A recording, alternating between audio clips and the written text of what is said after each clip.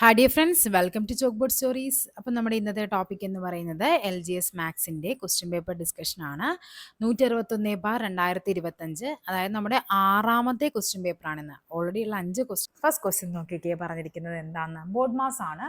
ഞാൻ എപ്പോഴും പറയുന്നുണ്ട്, ബോർഡ് മാസിൽ നിന്ന് നിങ്ങളുടെ LGS ലെവലിൽ ഒരു ക്വസ്റ്റ്യൻ എപ്പോഴും ചോദിക്കുന്നതാണ്. ഇതിൽ വേറെയും ക്വസ്റ്റ്യൻസ് വരുന്നുണ്ട്.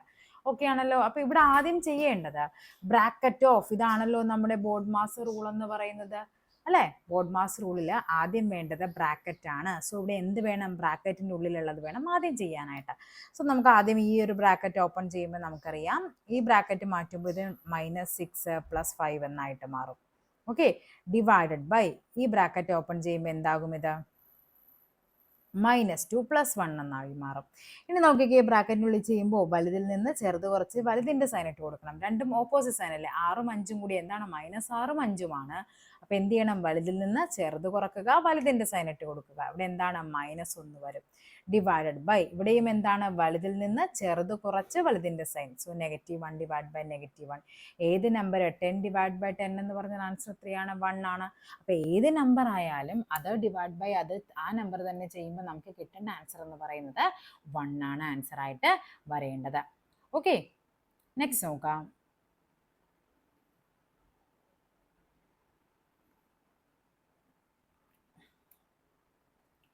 ഒരു ഭിന്നസംഖ്യയുടെ അംശത്തിനോട് 1 കൂട്ടി ലഘൂകരിച്ചപ്പോൾ 1/2 കിട്ടി. ഓക്കെ, ഇനി എന്താണ് പറഞ്ഞിരിക്കുന്നത്? ഛേദത്തിനോട് 1 കൂട്ടി ലഘൂകരിച്ചപ്പോൾ 1/3 കിട്ടിയെന്നാണ് പറഞ്ഞിരിക്കുന്നത്. ഇവിടുത്തെ ആൻസർ ഓപ്ഷൻ എ ആണ്, അടയാളപ്പെടുത്തിയില്ലല്ലോ. ഓക്കെ, ഇനി എന്താ പറഞ്ഞിരിക്കുന്നത് നോക്കിക്കേ. അങ്ങനെയാണെങ്കിൽ ഏതാണ് സംഖ്യ എന്നാണ് ചോദിച്ചിരിക്കുന്നത്. അപ്പോൾ ഇവിടെ നമുക്ക് എങ്ങനെ വേണമെങ്കിൽ, ഇപ്പം ഞാൻ ആദ്യമേ ഇതിൻ്റെ ഓപ്ഷനിൽ നിന്ന് ഞാൻ കണ്ടുപിടിച്ച് കാണിച്ചു തരാം. എന്നിട്ട് നമുക്ക് എന്ത് ചെയ്യാം? നമുക്കതിൻ്റെ അല്ലാണ്ട് നമുക്ക് ചെയ്യാം. ഇവിടെ നോക്കിക്കേ, 1 കൂട്ടി ലഘൂകരിച്ചപ്പോൾ നോക്കിക്കേ, ഇതിനോട് നമ്മൾ അംശത്തോട് 1 കൂട്ടുമ്പോൾ ഇതെന്തായിട്ട് മാറും? 5/10 ആകും. അതിനെ നമുക്ക് സിംപ്ലിഫൈ ചെയ്യുമ്പോൾ 1/2 കിട്ടി. ആ കണ്ടീഷൻ ഓക്കെയാണ്. ഇനി എന്താ പറഞ്ഞിരിക്കുന്നത്? ഛേദത്തിനോട്, ഇതാണ് സംഭവം, അതിൻ്റെ ഛേദത്തിനോട് 1 കൂട്ടി ലഘൂകരിച്ചപ്പോൾ നമുക്ക് 1/3 കിട്ടിയെന്ന്. ഇവിടെ എന്ത് വരും? 4/11 ആണ്. അപ്പോൾ എന്ത് കിട്ടും? ഇതല്ല ആൻസർ എന്ന് മനസ്സിലായി. നെക്സ്റ്റ് നോക്കാം നമുക്ക്. എന്താണ് പറഞ്ഞിരിക്കുന്നത്? അംശത്തിനോട് 1 കൂട്ടി, അപ്പോൾ എന്ത് കിട്ടി? ഇവിടെ 3/3, അതായത് 1 ആണ്. നമുക്ക് എന്താണ്? അംശത്തോട് 1 കൂട്ടുമ്പോൾ നമുക്ക് എന്ത് കിട്ടണം? 1/2 കിട്ടണം. സോ ഇതല്ല ആൻസർ. നെക്സ്റ്റ് നോക്കാം നമുക്ക്. 3/10, അംശത്തോട് 1 കൂട്ടി, അപ്പോൾ എന്ത് കിട്ടും? 4/10 എന്ന് കിട്ടും. 2 കൊണ്ട് കട്ട് ചെയ്താൽ 2/5 ആണ്. നമുക്കിവിടെ എന്താണ്? 1/2. ഇതുമല്ല ആൻസർ എന്ന് മനസ്സിലായില്ലേ? നെക്സ്റ്റ് നമുക്ക് നോക്കാം. അംശത്തോട് 1 കൂട്ടിയപ്പോൾ നമുക്ക് എന്ത് കിട്ടി? 4/8 എന്ന് കിട്ടി. 4/8 എന്ന് പറഞ്ഞാൽ 1/2. ഓക്കെ ആണ്. ഇനി എന്താണ് നമുക്ക് ചെയ്യേണ്ടത്? ഛേദത്തോട് 1 കൂട്ടണം. അതായത് ഇവിടെ എന്ത് കിട്ടും? 3/9. ഇതിനെ നമുക്ക് ചെറുതാക്കുമ്പോൾ 1/3 എന്ന് കിട്ടി. ഉണ്ടോ? 1/2, 3/3. ആൻസർ ഏതാണ് അപ്പോൾ വരേണ്ടത്?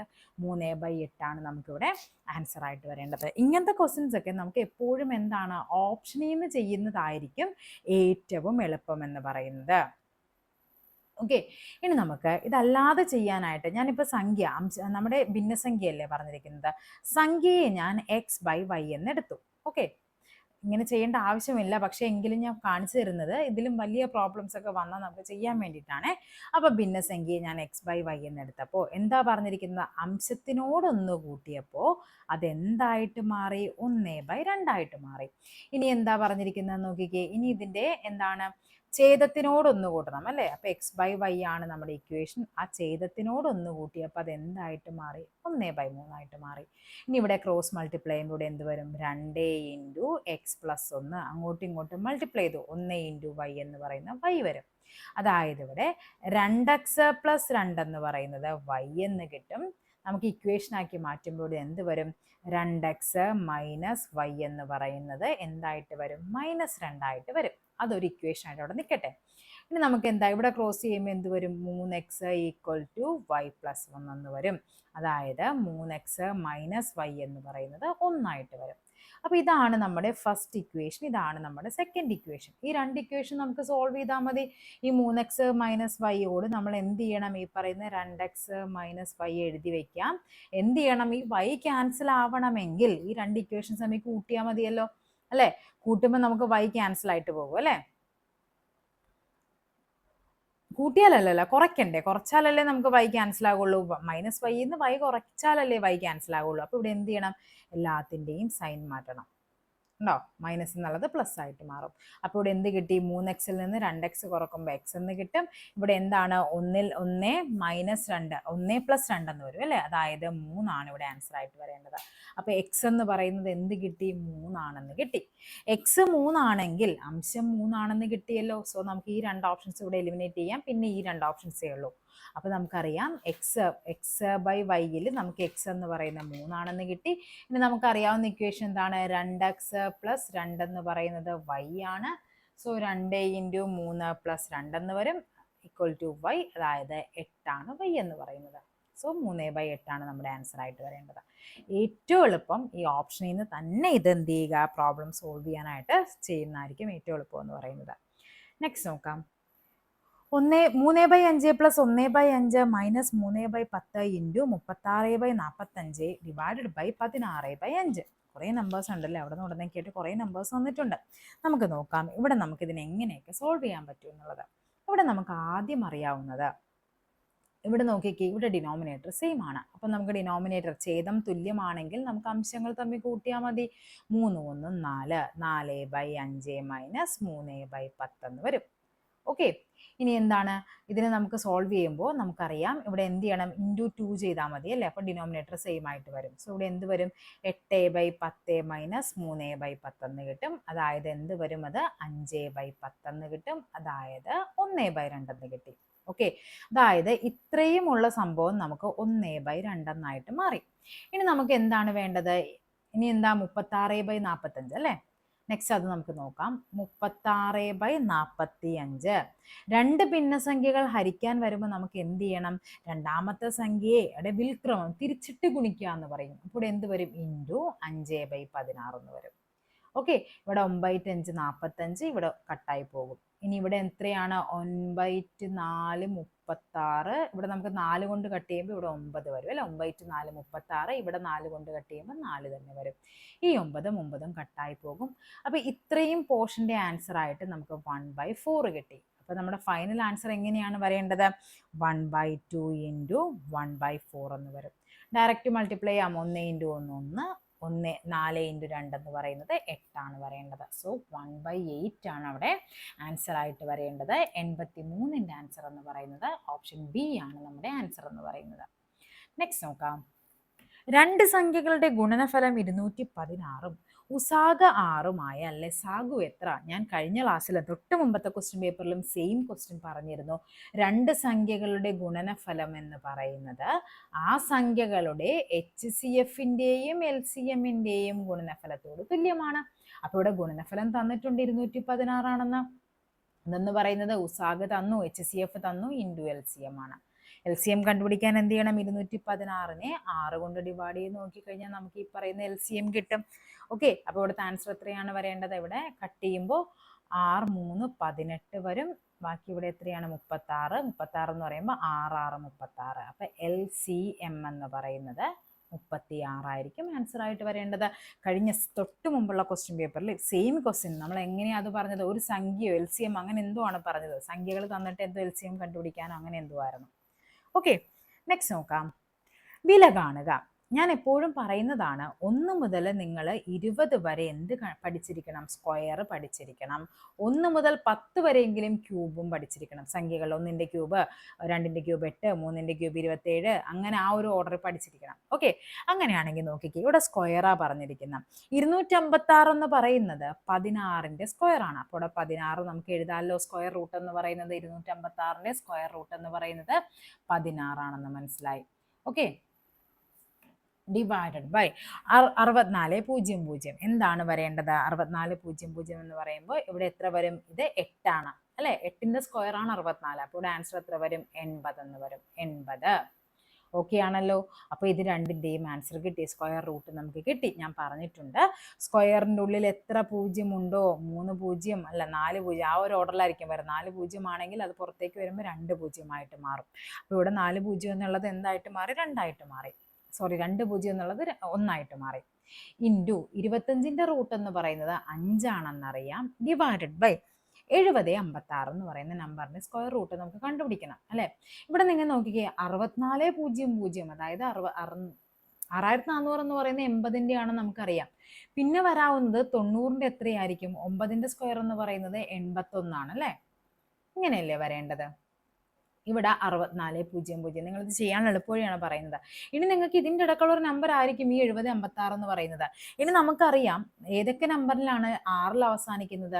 4ന്റെ സ്ക്വയർ എന്ന് പറയുന്നത് 16 ആണ്. പിന്നെ എന്ത് വരും? 6ന്റെ സ്ക്വയർ എന്ന് പറയുന്നത് 36 ആണ്. അതായത് ഈ 4ലും 6ലും അവസാനിക്കുന്ന നമ്പേഴ്സിനായിരിക്കും ലാസ്റ്റ് ഡിജിറ്റ് എന്ത് വരുന്നത്? 6 വരേണ്ടത്. അപ്പൊ നമുക്കിവിടെ ലാസ്റ്റ് ഡിജിറ്റ് 6 ആണല്ലോ.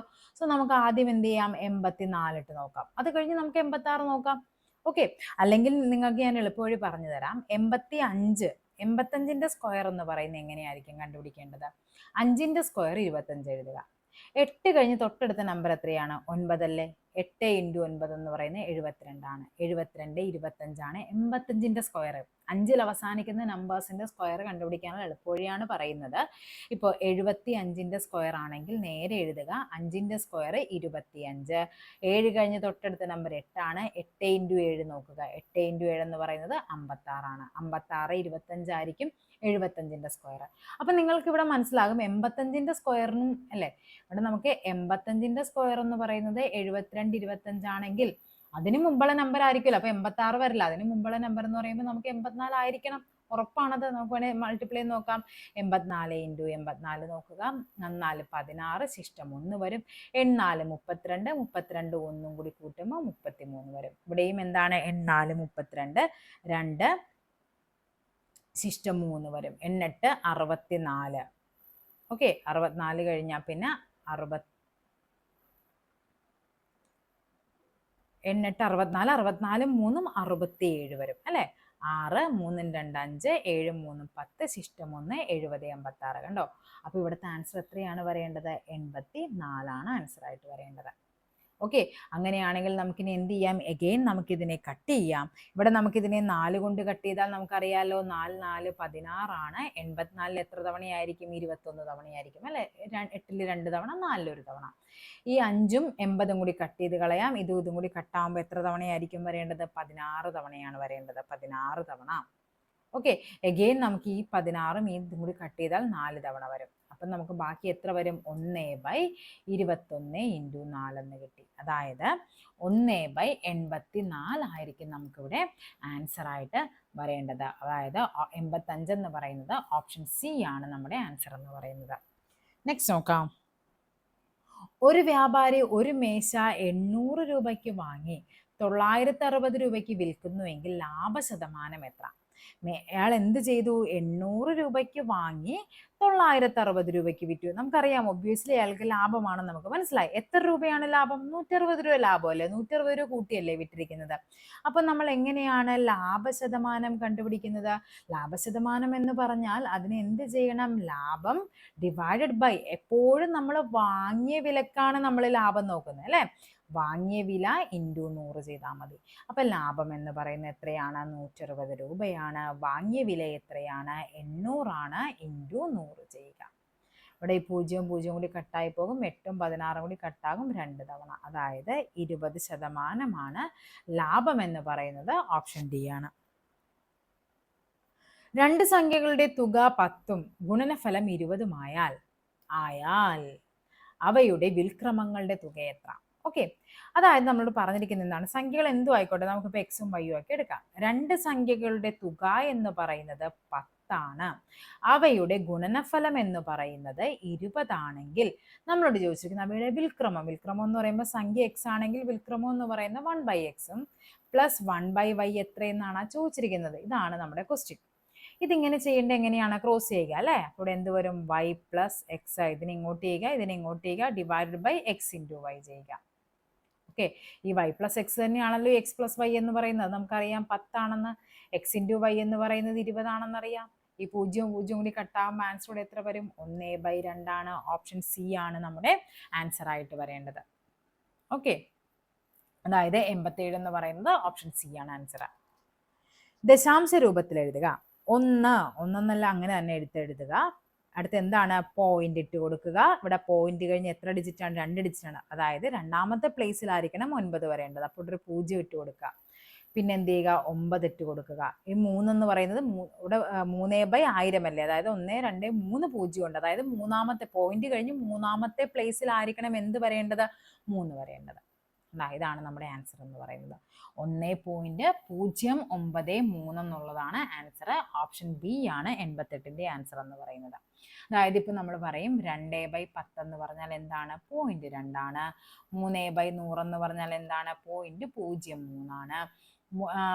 2/1000 എന്ന് പറഞ്ഞാൽ എന്താണ്? 0.002 ആണ്. എത്ര 0 ഉണ്ടോ അത്ര അതാമത്തെ പ്ലേസിലായിരിക്കണം. അതായത് ഇവിടെ 2 0. അപ്പൊ രണ്ടാമത്തെ പ്ലേസിലായിരിക്കണം ഈ 9 വരേണ്ടത്. ഓക്കെ, നെക്സ്റ്റ് നോക്കാം. ഒരു തൊഴിൽശാലയിൽ ജോലി ചെയ്യുന്ന 5 പേരുടെ ദിവസ വരുമാനം രൂപയിൽ താഴെ കൊടുത്തിരിക്കുന്നു. 350, 400, 350, 450, 450 അല്ലെ? ശരാശരിയാണ് കണ്ടുപിടിക്കേണ്ടത്. ശരാശരി എന്ന് പറയുന്നത് എന്താണ് ചെയ്യേണ്ടത്? തുകയെ എന്ത് ചെയ്യണം? എണ്ണം കൊണ്ട് ഹരിക്കണം. തുക എന്ന് പറയുന്നത് ഇവയെല്ലാം കൂടി കൂട്ടണം.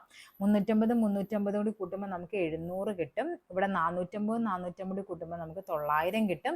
900 700 എന്ന് പറയുമ്പോൾ 1600. 1600 400 കൂടി കൂട്ടുമ്പോൾ 2000 രൂപ. അപ്പൊ 2000 ആണ് തുക എന്ന് പറയുന്നത്. എത്ര പേരാണ്? 5 പേര്. 20 5 കൂടി കട്ടായി പോകും 4 തവണ. അപ്പൊ ശരാശരി എന്ന് പറയുന്നത് എത്രയാണ്? 400 രൂപയാണ് ശരാശരി വരുമാനം എന്ന് പറയുന്നത്. നെക്സ്റ്റ് നോക്കാം. മണിക്കൂറിൽ 60 കിലോമീറ്റർ വേഗതയുള്ള ഒരു ട്രെയിനിന്റെ നീളം 250 മീറ്റർ ആണെങ്കിൽ ഒരു ഇലക്ട്രിക് പോസ്റ്റ് കടന്നു പോകാൻ ഇതിന് എത്ര സമയം വേണം? ഇലക്ട്രിക് പോസ്റ്റിന്റെ കാര്യമാണ് അല്ലെ? അപ്പൊ നമുക്കിവിടെ അറിയാം. നമ്മൾ കഴിഞ്ഞ ക്ലാസ്സിലൊക്കെ പറഞ്ഞിരുന്നു. ഈ ഒരു ട്രയാങ്കിൾ വെച്ച് പഠിക്കാൻ ഞാൻ പറഞ്ഞു. ഇത് ഡി എഴുതുക, ഇവിടെ ടി എഴുതുക, ഇവിടെ എസ് എഴുതുക. ഡിസ്റ്റൻസ് അഥവാ ദൂരമാണ് കണ്ടുപിടിക്കേണ്ടതെങ്കിൽ ടൈം ഇൻറ്റു സ്പീഡ് അല്ലെ? ഇനി എന്താണ് ടി? ടി എന്ന് പറയുന്നത് എന്താണ്? സമയമാണ് കണ്ടുപിടിക്കേണ്ടതെങ്കിൽ ടി അങ്ങ് മാറ്റി നിർത്തി കഴിഞ്ഞാൽ ഇവിടെ എന്താണ്? D/S ചെയ്യുക. ഇനി എസ് എന്ന് പറയുന്നത് സ്പീഡാണ്, അതായത് വേഗതയാണ് കണ്ടുപിടിക്കേണ്ടതെങ്കിൽ D/T ചെയ്യുക. ഇവിടെ നമുക്ക് എന്താണ്? സമയമാണ് അല്ലേ? അപ്പൊ നമുക്ക് വേണ്ടത് ടി എന്ന് പറയുന്നത് D/S ആണ്. ഇവിടുത്തെ കണ്ടീഷൻ എന്ന് പറയുന്നത് ഈ തന്നിരിക്കുന്നത് മീറ്ററിലും ഇവിടെ തന്നിരിക്കുന്നത് കിലോമീറ്ററിലുമാണ്. കണ്ടാ? മണിക്കൂറിൽ 60 കിലോമീറ്റർ, അതായത് സ്പീഡ് എന്ന് പറയുന്നത് 60 km/h ആണ് തന്നിരിക്കുന്നത്. അതിന് നമുക്ക് എന്തിലേക്ക് മാറ്റണം? മീറ്റർ/സെക്കൻഡിലോട്ട് മാറ്റണം. km/h എന്ന് പറയുന്ന വലിയ ക്വാണ്ടിറ്റിയെ മീറ്റർ/h എന്ന് പറയുന്ന ചെറിയ ക്വാണ്ടിറ്റിയിലോട്ട് മാറ്റാൻ എന്തുകൊണ്ടാണ് മൾട്ടിപ്ലൈ ചെയ്യേണ്ടത്? 5/18 കൊണ്ട് മൾട്ടിപ്ലൈ ചെയ്യണം. ഇനി മീറ്റർ/സെക്കൻഡ് എന്ന് പറയുന്ന ചെറിയ ക്വാണ്ടിറ്റിയെ കിലോമീറ്റർ എന്ന് പറയുന്ന വലിയ ക്വാണ്ടിറ്റിയിലോട്ട് മാറ്റാൻ വലിയ 18 മുകളിൽ എഴുതുക. അങ്ങനെ ഓർത്താൽ മതി. എല്ലാവർക്കും ഈ 5ഉം 18ഉം അറിയാൻ പറ്റും. ഇനി എന്ത് ചെയ്യുക? ഇതിന് ഇങ്ങനെ തന്നെ നിർത്താം നമുക്ക്. ഓക്കെ, അപ്പൊ ഡിസ്റ്റൻസ് നമുക്ക് കിട്ടും. എന്താണെന്ന് കിട്ടി? 250 മീറ്റർ ആണ്. സ്പീഡ് എന്ന് പറയുന്നത് എത്ര വരും? 60 × 5/18 എന്നുള്ളത് നമുക്ക് നേരെ എന്ത് ചെയ്യാം? മുകളിലോട്ട് എഴുതാം. ഇതാണ് നമുക്ക് വേണ്ടത്. ഓക്കെ, ഇവിടെ എന്ത് വരും? 0 0 കൂടി കട്ടായി പോകും. 5 5 കൂടി കട്ടാകും 5 തവണ അല്ലെ? 6ഉം 18 കൂടി കട്ടാകും 3 തവണ. 5 × 3 എന്ന് പറയുന്നത് 15 സെക്കൻഡ് ആണ് എന്തെന്ന് പറയുന്നത്? ഇതിന്റെ സമയം എന്ന് പറയുന്നത്. നെക്സ്റ്റ് നോക്കാം. 3:72:4 എത്ര എന്നാണ് ചോദിച്ചിരിക്കുന്നത്. 3ന് 72 എത്താൻ നമ്മൾ 4 കൊണ്ട് മൾട്ടിപ്ലൈ ചെയ്യണം. 4ന് 24 കൊണ്ട് മൾട്ടിപ്ലൈ ചെയ്യുമ്പോൾ 24 കൊണ്ട് മൾട്ടിപ്ലൈ ചെയ്യണം. 4ന് 24 കൊണ്ട് മൾട്ടിപ്ലൈ ചെയ്യുമ്പോൾ വലിയൊരു നമ്പറാണ് കിട്ടുന്നത്. അത് ഇവിടെ ഓപ്ഷനിലില്ല. അപ്പം നമുക്കറിയാവുന്നത് 3 72ന്റെ പകരം നമുക്കത് 27 ആക്കിയാൽ എന്തായിരിക്കും അത്? 3ന്റെ ക്യൂബാണ് 27. അതാണ് ഈ തലതിരിച്ച് എഴുതി 72 എന്ന് എഴുതിയിരിക്കുന്നത്. അങ്ങനെയാണെങ്കിൽ 4ന്റെ ക്യൂബ് നമുക്കറിയാലോ 64. അതിനെ തലതിരിച്ച് എഴുതിയിരിക്കുന്ന 46 ഉണ്ടോ എന്ന് നോക്കുക. 46 ഉണ്ട്. ഓപ്ഷൻ എ ആണ് നമ്മുടെ ആൻസർ ആയിട്ട് വരേണ്ടത്. 30 + 4 - 20 / 5 + 1 × 10. സെയിം ബോർഡ് മാസ് വെച്ചിട്ട് രണ്ടാമത്തെ പ്രോബ്ലം ആണ് വന്നിരിക്കുന്നത്. 2 അല്ല 3 സെക്ഷൻ വന്നിട്ടുണ്ടല്ലേ. 5 + 1 × 10. ആദ്യം നമുക്ക് എന്ത് ചെയ്യണം? ഡിവിഷൻ ചെയ്യണം. സോ ഇവിടെ എന്ത് വരും? 30 + 4 - 4 എന്ന് വരും. ഓക്കെ, +1 × 10 ഡിവിഷൻ കഴിഞ്ഞാൽ മൾട്ടിപ്ലിക്കേഷൻ ചെയ്യുക. ഓക്കെ ആണല്ലോ. ഇനി ഇവിടെ എന്ത് വരും? 4ഉം 4ഉം തമ്മിൽ കട്ടായി പോകും. ഒന്ന് +4ഉം ഒന്ന് -4ഉമാണ്. 30ഉം 10ഉം കൂടി കൂട്ടുമ്പോൾ ആൻസർ എത്ര വരും? 40 വരും. ഓക്കെ, അപ്പോൾ ഇവിടെ ആൻസർ ഏതാണ്? ഓപ്ഷൻ എ 40 ആണ് നമ്മുടെ ആൻസർ ആയിട്ട് വരേണ്ടത്. നെക്സ്റ്റ് നോക്കാം 5, 7, 8, 10, 12, 14, 17, 19. 5നോട് നമുക്കറിയാം 2 കൂട്ടുമ്പോൾ നമുക്ക് എന്ത് കിട്ടും? 7 കിട്ടും. 7നോട് നമ്മൾ 1 കൂട്ടിയപ്പോൾ നമുക്ക് എന്ത് കിട്ടി? 8 കിട്ടി. 8നോട് ഞാൻ വീണ്ടും 2 കൂട്ടിയപ്പോൾ എനിക്ക് 10 കിട്ടി. 10നോട് ഞാൻ 2 കൂട്ടിയപ്പോൾ എനിക്ക് 12 കിട്ടി. ഈ 12നോട് ഞാൻ 2 കൂട്ടുമ്പോൾ എനിക്ക് എന്ത് കിട്ടും? 14 കിട്ടും.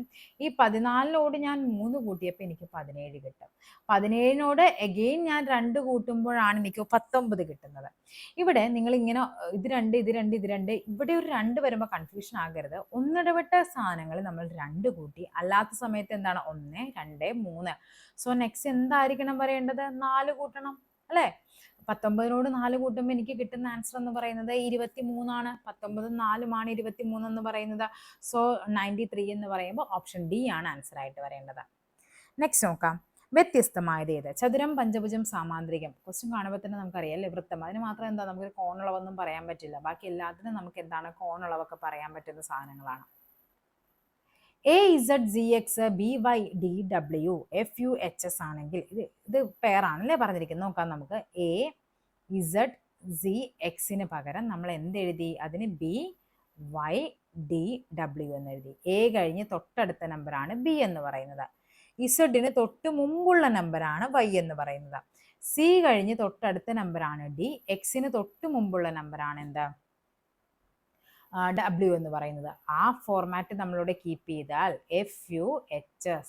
എഫ് കഴിഞ്ഞ് തൊട്ടടുത്ത നമ്പർ എടുക്കുക. എഫ് കഴിഞ്ഞ് തൊട്ടടുത്ത നമ്പർ G ആണ്. സോ G ഉള്ളത് മാത്രം നിർത്താം, ബാക്കി കട്ട് ചെയ്ത് കളയാം. യുവിന് തൊട്ട് മുമ്പുള്ള നമ്പറാണ് വേണ്ടത്. യുവിന് തൊട്ട് മുമ്പുള്ള നമ്പർ ഏതാണ്? T ആണ്. അപ്പൊ ഇനി എന്താ? ഇതും കട്ട് ചെയ്ത് കളയാം. ആൻസർ ഏതാണ്? GTIR ആണ്. ഇവിടെ നോക്കിക്കേ, ഇത് കഴിഞ്ഞിട്ട് +1, H കഴിഞ്ഞിട്ട് I ആണ്. ഇവിടെ എന്താണ്? -1. എസിന് തൊട്ട് മുമ്പുള്ള നമ്പർ 6 ആണ്. GTIR ആണ് നമുക്കിവിടെ ആൻസർ ആയിട്ട് വരേണ്ടത്. നെക്സ്റ്റ് നോക്കാം, കൂട്ടത്തിൽ പെടാത്ത സംഖ്യ 29, 37, 49, 61. ഇവിടെ നിങ്ങൾ 49 എന്ന് പറയുന്നതാണ് ഇവിടുത്തെ ആൻസർ ആയിട്ട് വരേണ്ടത്. നിങ്ങൾ കൂട്ടത്തിൽ പെടാത്തതെന്ന് നോക്കുമ്പോൾ നിങ്ങൾ ശ്രദ്ധിക്കുക, ബാക്കിയുള്ള 3നുമുള്ള പ്രോപ്പർട്ടി പൊതുവായിട്ട് എന്തെങ്കിലും ഉണ്ടാവണം. അതുകൊണ്ടാണ് അതിനെ കൂട്ടത്തിൽ പെടാത്തത്. അല്ലെങ്കിൽ ഇപ്പൊ നിങ്ങൾ പറയുന്നു 49 എന്ന് പറയുന്നത് ഇതൊരു പെർഫെക്റ്റ് സ്ക്വയർ ആണ് അല്ലെ, 7ന്റെ സ്ക്വയർ ആണ്, അതുകൊണ്ട് അത് കൂട്ടത്തിൽ പെടാത്തതെന്ന് പറയാൻ പറ്റില്ല. ബാക്കിയുള്ളതിന് എല്ലാത്തിനും പൊതുവായിട്ട് എന്തെങ്കിലും എന്തുണ്ടാവണം? ഒരു പ്രോപ്പർട്ടി ഉണ്ടാവണം. 29 എന്ന് പറയുന്നത് എന്താണ്? ഒരു അഭാജ്യ സംഖ്യയാണ് അല്ലെ, ഒരു പ്രൈം നമ്പർ ആണ്. 37 ഒരു പ്രൈം നമ്പറാണ്. 61 ഒരു പ്രൈം നമ്പറാണ്. അതുകൊണ്ടാണ് ഈ പറയുന്ന 49 എന്തായിട്ട് വരുന്നത്? ആൻസർ ആയിട്ട് വരുന്നത്. ഓക്കെ, നെക്സ്റ്റ് നോക്കാം. തന്നിരിക്കുന്ന സംഖ്യകൾക്ക് പകരമായി അക്ഷരങ്ങൾ എഴുതി അർത്ഥവത്തായ വാക്ക് ക്രമീകരിക്കാനാണ് പറഞ്ഞിരിക്കുന്നത്. അതായത് ABCDക്ക് പകരം നമ്മൾ എന്ത് ചെയ്യണം? ABCD ഇട്ട് കൊടുക്കണം, അത് എഴുതണം. 9 എന്ന് പറയുമ്പോൾ ABCD നിങ്ങൾ എഴുതി നോക്കണം കേട്ടോ. 9 എന്ന് പറയുമ്പോൾ അത് I ആണ്. 3 എന്ന് പറയുമ്പോൾ ഏതാണ്? ABC. IC വെച്ചിട്ടൊരു വാക്കൊന്നും നമ്മൾ പഠിച്ചിട്ടില്ല, അത്ര എഴുതി വെക്കുക. നമുക്ക് നോക്കാം. 18 എന്ന് പറയുമ്പോൾ ഏതാണ് വരേണ്ടത്? 6 ആണ് വരേണ്ടത്. 12 എന്ന് പറയുമ്പോൾ ഏതാണ് വരേണ്ടത്? L ആണ് വരേണ്ടത്. 12 L അല്ലേ? 6 L വെച്ച് നമ്മളൊരു വാക്ക് പഠിച്ചിട്ടില്ല. നെക്സ്റ്റ് നമുക്ക് നോക്കാം. ഇവിടെ 3 എന്ന് പറയുമ്പോൾ ഏതാണ് വരേണ്ടത്? 3 എന്ന് പറയുമ്പോൾ C ആണ്. 9 എന്ന് പറയുമ്പോൾ I ആണ് വരേണ്ടത്. CI. ഓക്കെ, നമുക്ക് നോക്കാം. 18 എന്ന് പറയുമ്പോൾ 6 ആണ്. CI 6 വന്നു. ഇവിടെ C വന്നു. L എന്ന് പറയുന്നത് 12 ആണ്. 5 എന്ന് പറയുമ്പോൾ E ആണ്. അപ്പോൾ ഇവിടെ എന്താണ്? സർക്കിൾ. ഇതാണ് കറക്റ്റ് ആയിട്ട് വരേണ്ടത്. ബാക്കി ഒന്നിനും കറക്റ്റ് ആയിട്ടൊന്നും വരില്ല. ഇവിടെ ഇത് L വരും. ICLERI എന്ന് വരും. ഇതാണ് ഇവിടെ വരേണ്ടത്. ഇവിടെ എന്താണ്? RL. ഇവിടെ E എന്ന് പറയുമ്പോൾ എന്ത് വരും? അല്ല, 5 എന്ന് പറയുമ്പോൾ E വരും. 9 എന്ന് പറയുമ്പോൾ I വരും. ഇവിടെ C വരും. ഇവിടെ E ഉണ്ടോ? ഇവിടെ E ആണ്. ഇവിടെ L ആണ്. ഇവിടെ C ആണ്. 9 എന്ന് പറയുന്നത് I ആണ്. ഇവിടെ 6 ആണ്. 12 എന്ന് പറയുമ്പോൾ L ആണ്. കണ്ട, ഇവിടെ ഒരു മീനിങ് ഫുൾ ആയിട്ടുള്ള വാക്ക് സർക്കിൾ. ഇത് മാത്രമാണ് ആൻസർ ആയിട്ട് വരേണ്ടത്. ശരണിന്റെ അമ്മയുടെ പ്രായം അവന്റെ പ്രായത്തിന്റെ 4 മടങ്ങാണ്. 4 വർഷങ്ങൾക്ക് ശേഷം അമ്മയുടെ പ്രായം ശരണിന്റെ പ്രായത്തിന്റെ 3 മടങ്ങാവും. അമ്മയുടെ ഇപ്പോഴത്തെ പ്രായം എത്ര? ഈ ക്വസ്റ്റ്യൻസ് വരുമ്പോൾ നിങ്ങൾ എപ്പോഴും ഞാൻ പറഞ്ഞിട്ടുണ്ട്, ഒരാളുടെ പ്രായം മറ്റൊരാളുമായിട്ട് കമ്പയർ ചെയ്യുമ്പോൾ അവനേക്കാൾ എന്നൊക്കെ പറയുമ്പോൾ അയാളുടെ വയസ്സ് വേണം നമ്മൾ എക്സ് ആക്കി എടുക്കാൻ. അപ്പൊ നമുക്കിവിടെ 2 പേരുണ്ട്, ശരണമുണ്ട്, അമ്മയുമുണ്ട്. ശരണിന്റെ അമ്മയുടെ പ്രായമാണ് നമ്മൾ പറയുന്നില്ലേ, ആരെ? അവന്റെ പ്രായത്തിന്റെ 4 മടങ്ങാണ്. അപ്പൊ ശരണിന്റെ പ്രായം X ആണെങ്കിൽ അമ്മയുടെ പ്രായം എത്രയായിരിക്കും? 4X ആയിരിക്കും. തൊട്ടടുത്ത വർഷം എത്രയായിരിക്കും? X+1 ആയിരിക്കും. അങ്ങനെയാണെങ്കിൽ ഇവിടെ എന്താ പറഞ്ഞിരിക്കുന്നത്? 4 വർഷങ്ങൾക്ക് ശേഷം ശരണിന്റെ പ്രായം എത്രയായിരിക്കും? X+4 ആയിരിക്കും. അമ്മയുടെ പ്രായം എത്രയായിരിക്കും? 4x+4 ആയിരിക്കും. അതെന്താന്നാ പറഞ്ഞിരിക്കുന്നത്? 4 വർഷങ്ങൾക്ക് ശേഷം അമ്മയുടെ പ്രായം എന്ന് പറയുന്നത് ശരണിന്റെ പ്രായത്തിന്റെ 3 മടങ്ങാണെന്നാണ് പറഞ്ഞിരിക്കുന്നത്. നോക്കാം നമുക്ക്. 4x+4 ഈക്വൽ ടു ഇവിടെ എന്ത് വരും? 3x+12 എന്ന് വരും. 4x - 3x എന്ന് പറയുന്നത് 12 - 4 വരും. അതായത് x എന്ന് പറയുന്നത് 8 ആണ്. നമ്മളോട് ചോദിച്ചിരിക്കുന്നത് അമ്മയുടെ പ്രായമാണ്. ഇവിടെ 8 കാണുമ്പോൾ നേരെ പോയി മാർക്ക് ചെയ്യരുത്. ശരണിന്റെ പ്രായം 8 ആണെങ്കിൽ അമ്മയുടെ പ്രായം 4 മടങ്ങ് 32 ആയിരിക്കും. ഓക്കെ, നോക്കിക്കേ. ഇനി 4 വർഷം കഴിയുമ്പോൾ ശരണിന്റെ പ്രായം 12 ആകും. അമ്മയുടെ പ്രായം എത്രയാകും? അമ്മയുടെ പ്രായം എന്ന് പറയുന്നത് 36 ആകും. 3 മടങ്ങായില്ലേ? അതും കറക്റ്റ് അല്ലേ?